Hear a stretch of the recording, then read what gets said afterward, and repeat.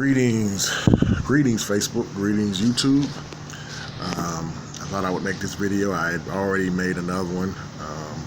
I'd actually done a live on Facebook, and the question I asked was, what more is it going to take, church? And I was, of course, addressing the visible church. I'm just, because of the backlash, it's like you continue to hear stuff. When you're trying to calm down, it's like you hear more things, and it's like it ignites even more of a fire in you.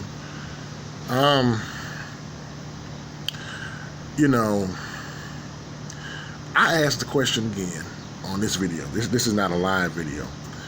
What more is it going to take, church, speaking to the visible church, for us to wake up? What more is it going to take? You have a pastor that will get up at a funeral and say that hell, basically describe hell as a fairy tale.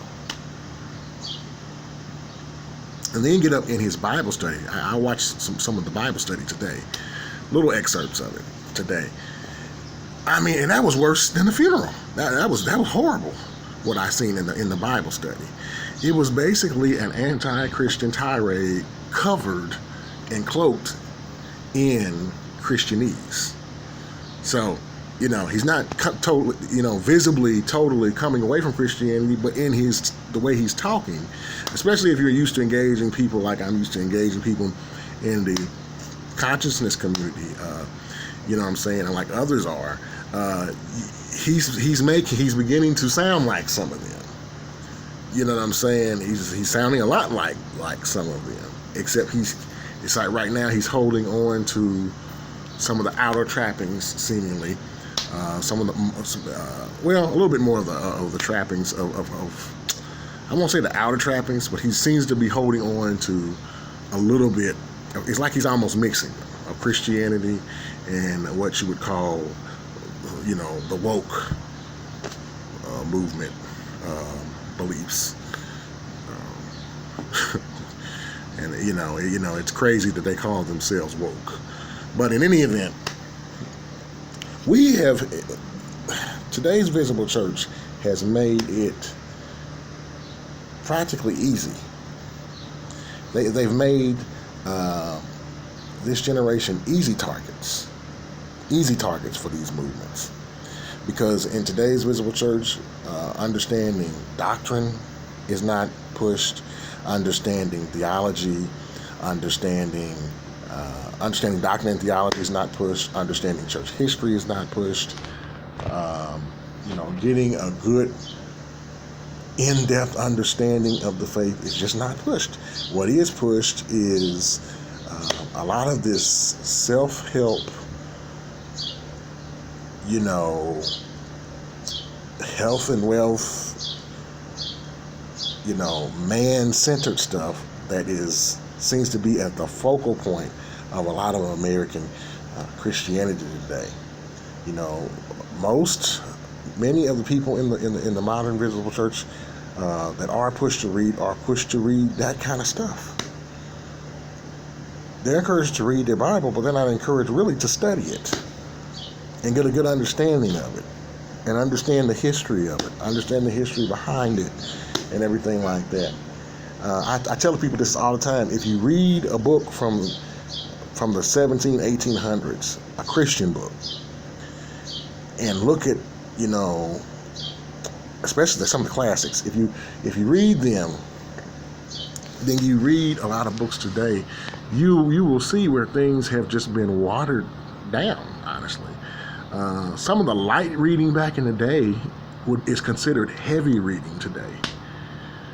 If you just pick up a book maybe from, say, someone like Charles Spurgeon, which you can get if you go into a good Christian bookstore and they have a classic section, it should be very easy to get a book from Charles Spurgeon or A.W. Tozer or someone like that, and you pick their books up.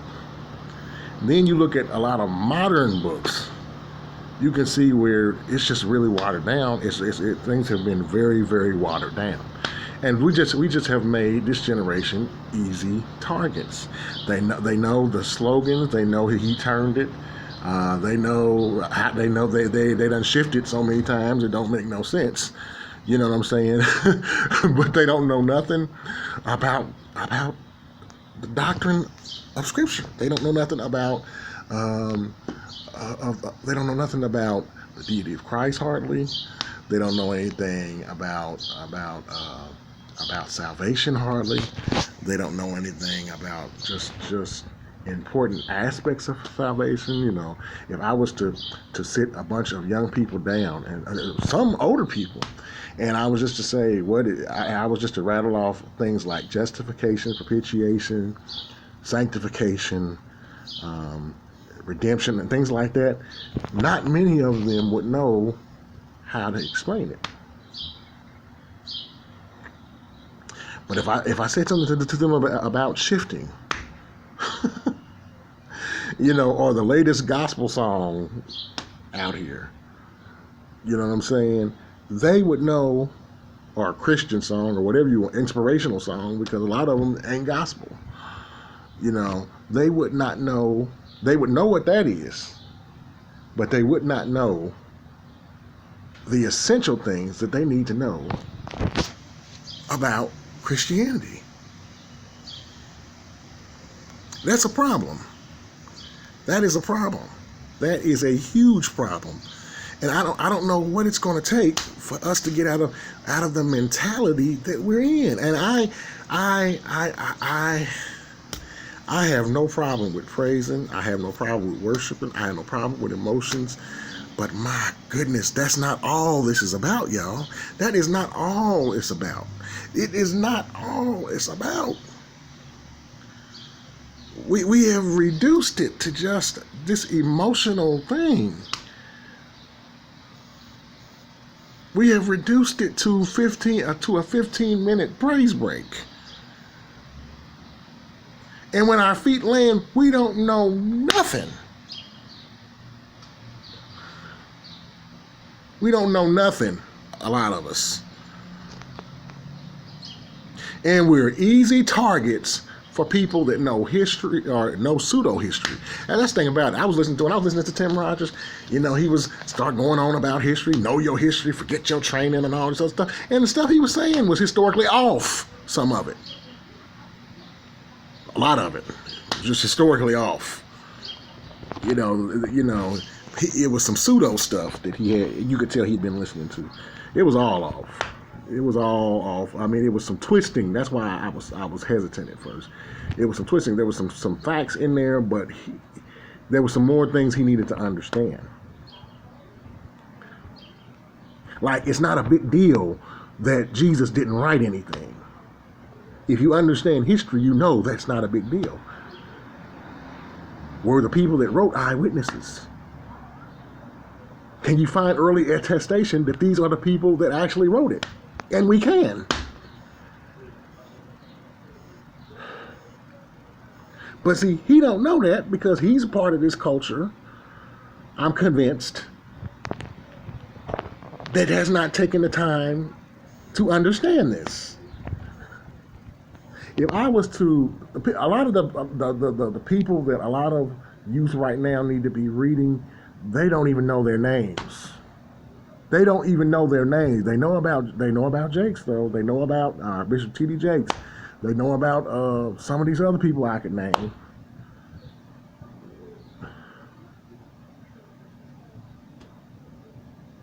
But they don't know about someone like Dr. Norman Geisler, Dr. William Lane Craig, Professor J.P. Moreland, Dr. Craig Bloomberg,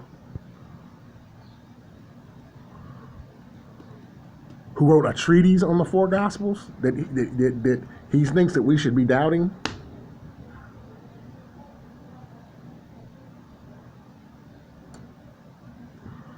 That I'm sure he did not read. F.F. Bruce.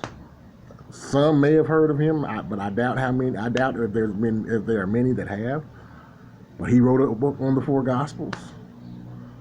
He has written books on the history of the Bible. But how many young folk, or how many even some folk in the church even know who these men are? But yet when it comes to at least apologetics and the history, I would say apologetics, the apologetical side of things, These are people that you need to understand. You need to know about these people. You may not agree with them on everything, maybe theologically, but historically, and when in terms of apologetics, these are people that you need to know about.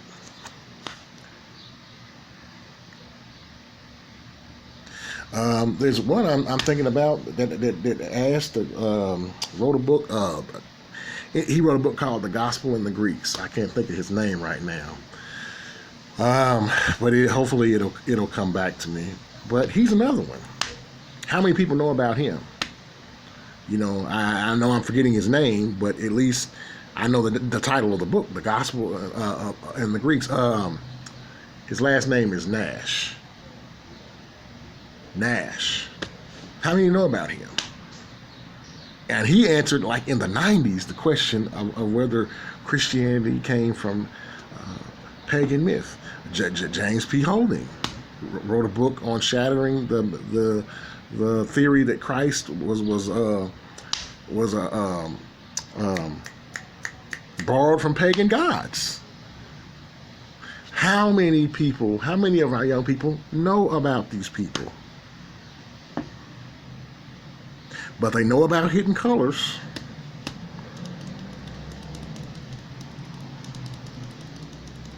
Something riddled with pseudo-history. You see what I'm saying? They know about, some of them know about Zeitgeist. The first part of it anyway, riddled with pseudo-history. You know, there's some parts in some of the other parts that I could kind of get with, but when he was talking about Jesus and everything, pseudo-history.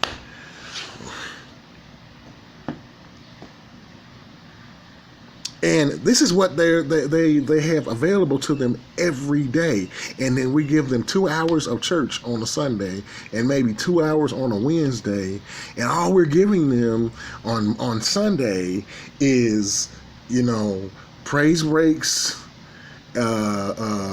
popular cliches, in many places, and you know, a good shout and a dance, 3 points, possibly in a poem or whatever you would say, and then they're out of there. And then Wednesday, we're basically giving them Jesus as a just a cosmic life, as Dr. Michael Heiser says, a cosmic life coach. Now, he didn't use it in the same context that I'm using it necessarily, but just Jesus as a cosmic life coach. Because we're only dealing, and I would say the reason why he said that, because we're only dealing with practical matters. Now, you'd have to ask him why, but this is why I believe he said it. We're only giving them Jesus in terms of practical matters, but we're not teaching them who Jesus is. We're not teaching them about the nature of God. So I ask again, as I asked the other day, what's it going to take? You know, the lies that are being spewed out here are obvious lies, but a lot of the young people are not being told who to go to. A lot of stuff ain't even being brought up in church. I think a lot of pastors just don't know what's going on. Maybe some might, and just feel like all we got to do is just all they got to do is be in the house, be in the presence of the Lord, and you know that won't bother them. They need to be taught. They need to be taught.